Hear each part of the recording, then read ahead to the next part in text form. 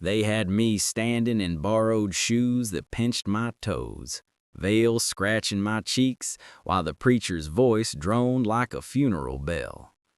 Folks crowded the church, sweat clinging to collars and brows, eyes fixed on me like I was a calf at auction.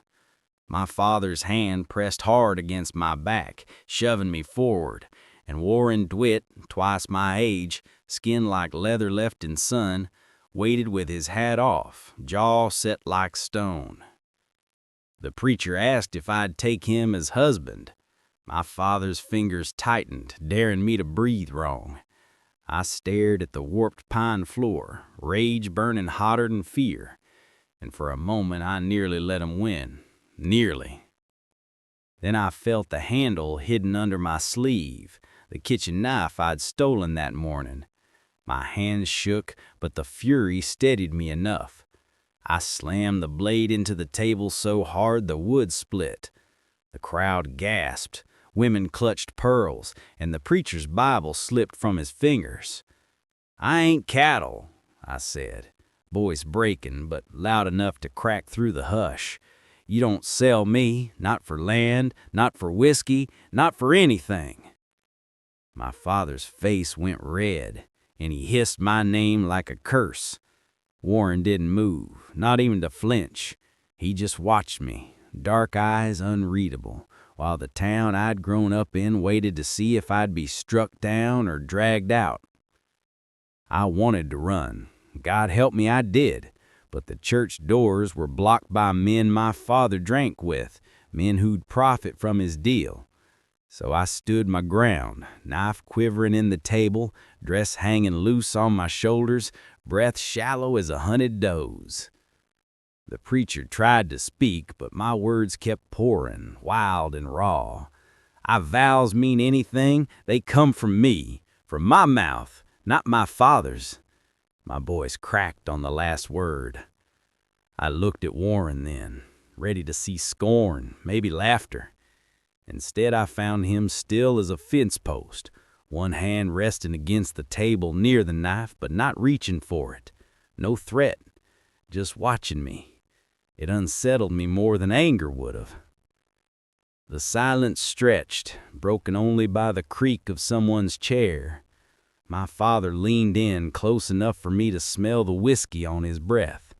"You'll regret this, girl," he growled.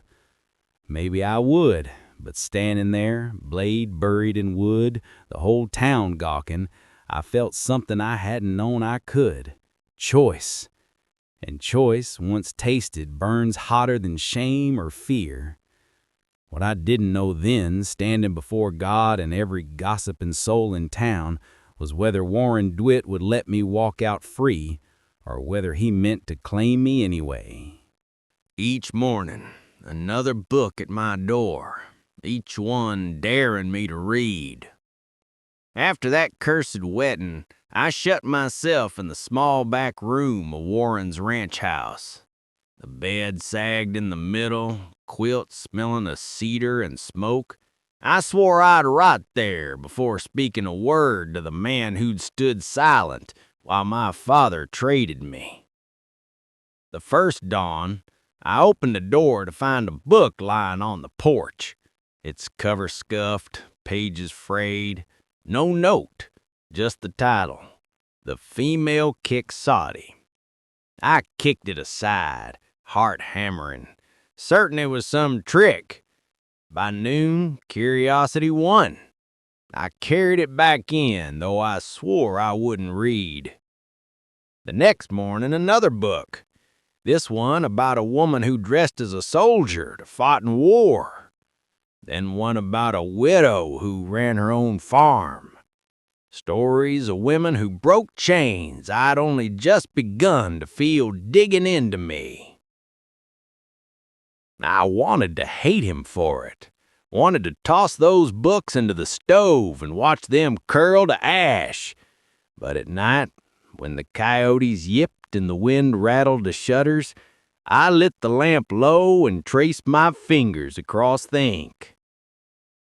It was a strange courtship, if that's what he meant it to be. He never knocked, never spoke, Just left the books, like offerings at a shrine.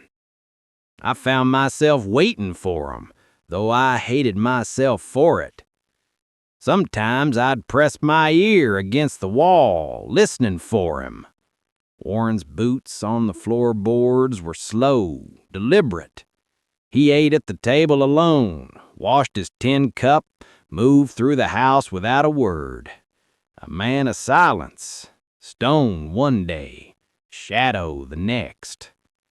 I'd read until my eyes burned, the women in those stories speaking louder to me than any sermon I'd ever endured. Their courage lit something inside me I thought my father had beaten out long ago. One evening, I caught myself leaving the door unlatched just to see if he'd dare leave the next book inside. He didn't. It was waiting in the same spot as always, spine warmed by the morning sun. By the fourth dawn, I kneeled at the threshold, fingertips brushing a small slip of paper tucked between pages. 3 words in a rough hand. For your choosing. I froze, breath shallow, as if those words were more dangerous than any vow I'd refused. Because what if he truly meant it? What if this marriage, forced and cursed as it began, was becoming mine to shape, whether I wanted it or not? She thought him stone until she heard him sing to the fire. Sleep was a stranger in those weeks. The ranch house groaned in the wind, coyotes howled like mourners on the ridge, and every creak of the timbers made me flinch. I'd lie staring at the ceiling until my eyes burned, whispering lines from the books to keep the shadows off me. One night, the sound changed.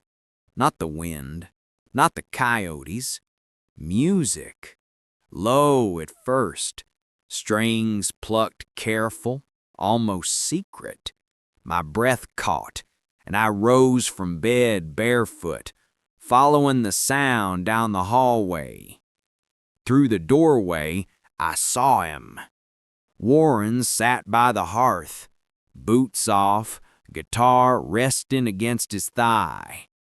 The fire threw gold against his face, softening the lines I'd only ever read as stern. He wasn't looking at anything, just letting the notes spill out like a man emptying his pockets after a long ride. I pressed against the wall, my heart thrumming harder than the strings.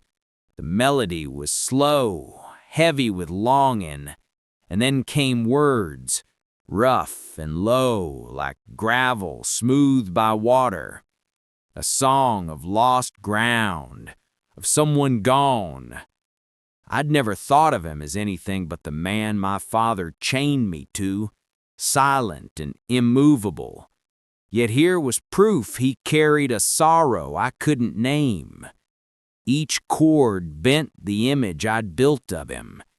This was not a man without feeling, but one who bled it out in secret. For the first time since that cursed wedding, I felt shame. Shame for not seeing the cracks in his armor, for judging him stone when he carried music inside. I wanted to step forward, to let him know he wasn't alone in the dark. My hand even lifted from the wall, but fear stopped me cold.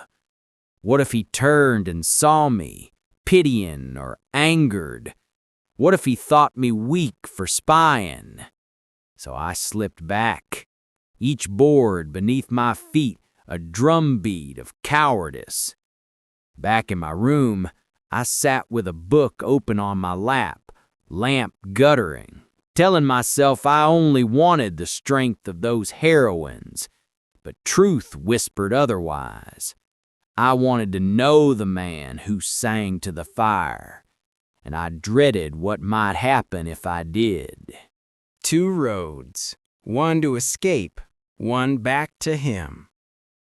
The morning came sharp and blue, sky so wide it made a body feel smaller than dust.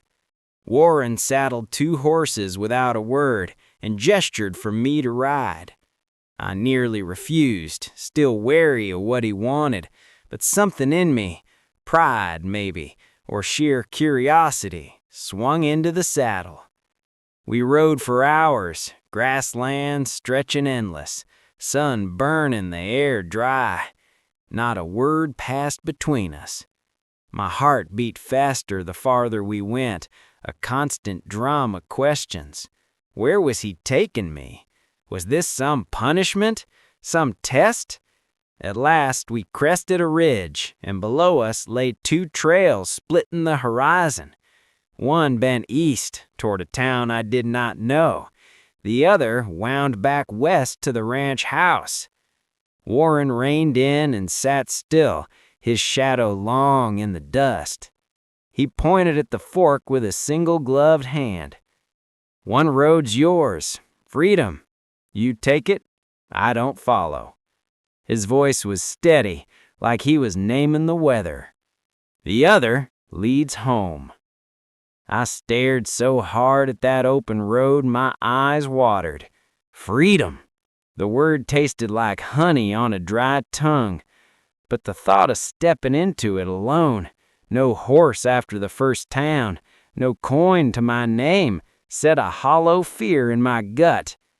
And then there was him, this man who never raised his voice, who fed me silence and books, and in the dark, music he didn't know I'd heard. A man who in that church hadn't grabbed the knife from my hand or struck me down like my father would have. My fingers clenched the reins. Part of me screamed to ride east, to never look back. Another part, quieter but sharper, whispered that choosing wasn't just about leaving. Sometimes it was about staying, if staying was mine to decide. I felt Warren's eyes on me, waiting, not pressing, not pleading, just waiting. Slowly, I turned my horse towards him, towards the west. His jaw moved as if he might speak, but he didn't. He only tipped his hat and nudged his horse forward, leading the way back. We rode in silence, dust rising behind us like smoke. My chest ached with the weight of what I'd chosen. Because now, for the first time, this marriage felt like something dangerous. Not a cage forced on me, but a story I was beginning to write with my own hand. And stories, once started, demand their ending, no matter the cost. He sold 1 daughter for whiskey. She came back to stop him selling another. The letter arrived in a grubby hand. No name, just a scrawl. I nearly tossed it into the stove before opening, but something in the way my name was written, slashed through as if with anger, made me tear it wide. Inside, the words hit like a fist. Your father aims to trade your sister to settle his tavern debts. 14 summers old. Tonight. I read it 3 times, the letters swimming as bile rose in my throat. My little sister, Annie, sweet girl with braids and a laugh like birdsong. He was setting her on the same block he'd tried to set me, only now with less ceremony. For whiskey? For nothing? I ran to Warren, the paper shaking in my hand. My voice broke as I told him. He's going to sell her, just like he tried with me. Warren didn't ask if it was true. He saw it in my eyes, the way my whole body shook. He saddled the horses, jaw tight, and said, "Only we ride." By the time we reached town, the sun was high, the street crowded. My father stood outside the saloon, drunk and grinning, his arm clamped around Annie's shoulders. She looked so small beside him, her face pale but dry-eyed. I dismounted before Warren could steady me, storming straight into the street. "Let her go, Pa!" My voice cracked, but it carried. Heads turned, doors swung open. The town gathered quick as vultures. He sneered at me, eyes glassy. "One daughter's already bought. Thought you'd be grateful I found another use for the younger." The words cut worse than any lash. I wanted to strike him, but Warren stepped between us, his body a wall of quiet fury. He didn't raise a fist, didn't need to. His presence alone stilled the crowd. I pulled Annie from my father's grasp, clutching her so tight she whimpered, but I couldn't let go. Not ever again. The crowd muttered, some shaking their heads, others glaring at my father with disgust. I lifted my chin and shouted, voice trembling but clear. "This man trades daughters like cattle. First me, now her. Is this the kind of man you'll let drink and deal among you?" Silence fell like a hammer. My father's face twisted, but he saw the crowd shifting, saw the judgment taking root. His hand twitched toward his belt, then faltered. Even his drinking friend stepped back. For the first time, I saw him lose. Not at cards, not in drink, but here, before the town, stripped bare. Annie's hand clutched mine, small but strong.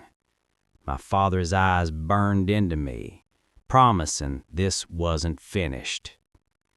And in my gut, I knew he meant it.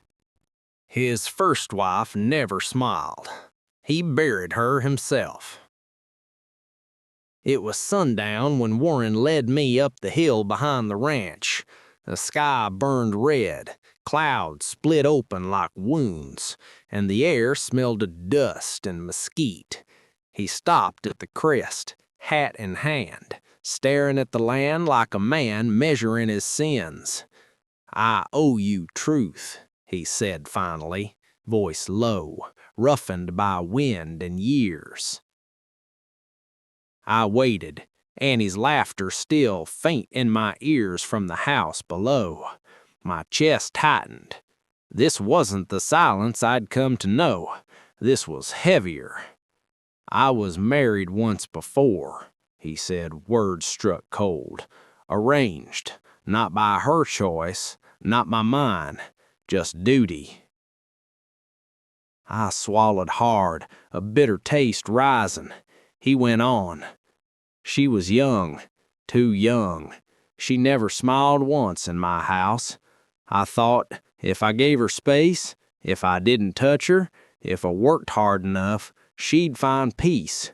His jaw clenched, and for a moment I thought he'd stop. But then he whispered, "One morning, I found her hanging in the barn." The breath tore out of me. My knees nearly buckled, though the ground was steady. He lifted his hands, rough and scarred, and looked at 'em like foreign things. "I cut her down myself, dug the grave, shoveled earth until my hands bled." His voice broke, ragged. "And every year since, I've asked if my silence killed her as surely as the rope." The wind pressed quiet against us. I saw him then, not the man of stone, not even the musician by the fire, but a widower, bound to a ghost. I thought of that knife I'd driven into the church table, of the books he left me, of the fork in the road where he gave me choice, and I realized he wasn't trying to own me, he was trying not to bury me. My throat ached, no words fit for such a wound, so I pulled from my sleeve the handkerchief I'd kept from my mother, white with faded stitching, the last soft thing I owned. I pressed it into his hand. He stared at it, then at me. No thanks, no speech, just silence again. But a different silence. Not the kind that builds walls, the kind that waits for healing. The sun slipped low, shadows spilling long across the hill, and though I stood beside him, I felt the weight of his story coil around us both like a noose yet to be cut. Because if his past was a grave, I feared he'd already dug space for me beside it. I couldn't sleep after Warren's confession. His silence, his grief, it pressed down like a storm that never broke. And in that darkness, another truth gnawed at me. My father still owned this town. His ledgers chained men and women as tightly as he'd tried to chain me.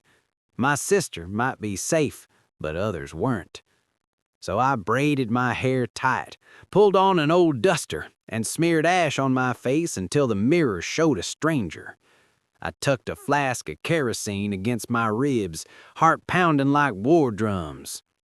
The saloon stank of sweat and spilled whiskey, piano keys clanging crooked as I pushed through the swinging doors. Smoke curled in the rafters. My father sat fat on his chair, ledger open on the bar like scripture.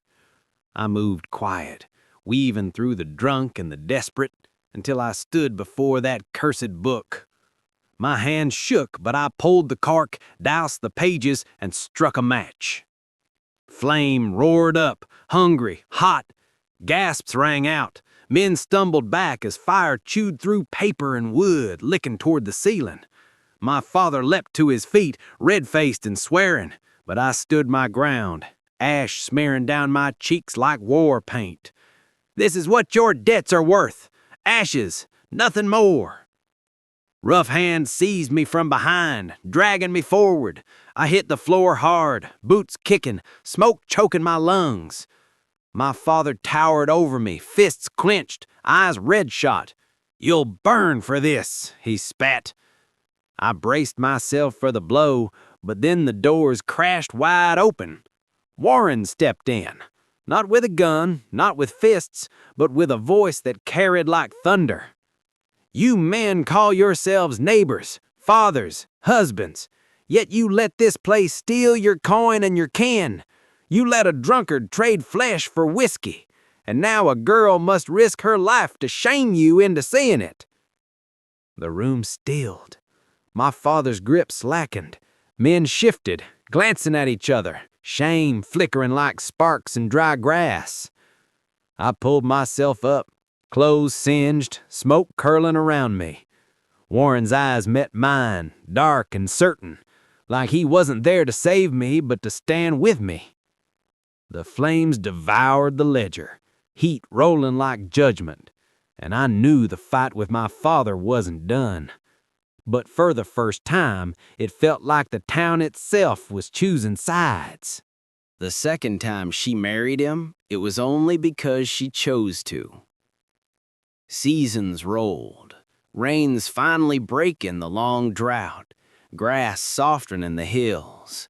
The ranch, once stark and lonely, began to bloom with the quiet life. Annie stayed on, her laughter filling rooms that had only known silence. And me, I found myself sketching by lamplight. Walls, windows, porches, a house that was mine in every beam and nail. Warren watched me, never intruding, just cutting the lumber I asked for, setting each stone where I pointed. Slowly, a new house rose on the land, a place with light pouring through wide windows, a hearth that welcomed, a table meant for voices. When the roof beams went up, the town came too, curious. Men who'd once looked away now offered hammer and nail. Women brought bread, children fetched water. For the first time, I felt the town see me not as a traded daughter, but as a woman building her own ground. Then came the day I asked for what I never thought I'd want, a second wedding. Not in shadows, not in fear, but in sunlight, with rosemary braided through my hair and wildflowers crowding the fence.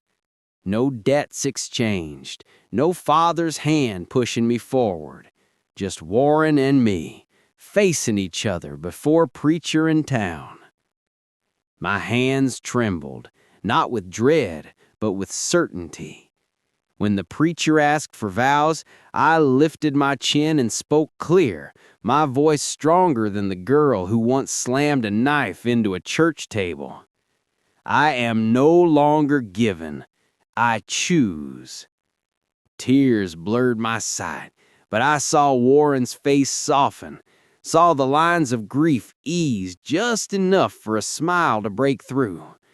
He spoke simple, steady words in return, not binding me, but standing beside me. The crowd hushed, not with scandal, but with something close to respect. Sunlight poured down like a benediction, warming the earth beneath our feet. And for the first time in my life, I wasn't a bargain struck or a secret kept. I was a woman who had chosen her own story and spoken it aloud for all to hear.